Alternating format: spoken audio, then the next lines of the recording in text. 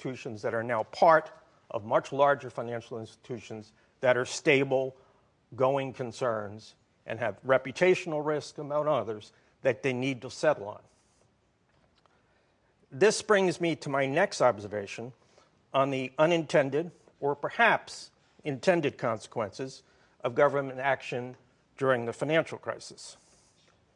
3 of the 4 current largest U.S. banks grew significantly in size and arguably in complexity as a direct result of the acquisition of failing entities with the active encouragement of the government during those desperate days in 2008.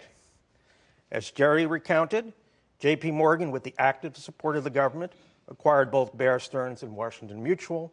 Bank of America acquired Merrill Lynch, and Wells Fargo acquired Wachovia.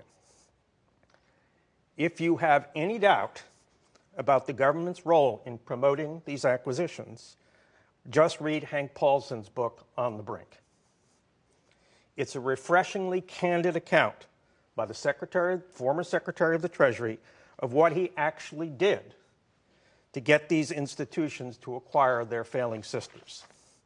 Of course, these institutions didn't do these acquisitions against their will, but it is clear the government led them to believe that they were playing an essential role in protecting the financial system by undertaking these extraordinary acquisitions, and that, as Secretary Paulson, in his own words, said, he leaned on them to make these acquisitions. It strikes me as a little incongruous, a little perverse, and a little hypocritical, in fact, for people now to say to these institutions, how did you allow yourself to become so large and so complex?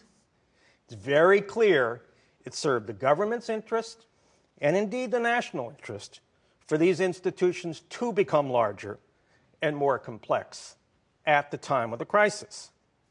It's long been public policy here in the United States to deal with failing banking institutions by having a larger bank acquire the failing bank. In fact, our problem in September 2008 that we had just about run out of large enough U.S. institutions that were strong enough to take over the failing institutions. You may recall the U.S. government actively pursued Barclays as a savior for Lehman until the UK government balked at the risk of a UK institution, quote, catching the American disease. That's Secretary Paulson's phrase again. You may also recall that Wachovia, $800 billion, wound up being acquired by Wells Fargo at $600 billion.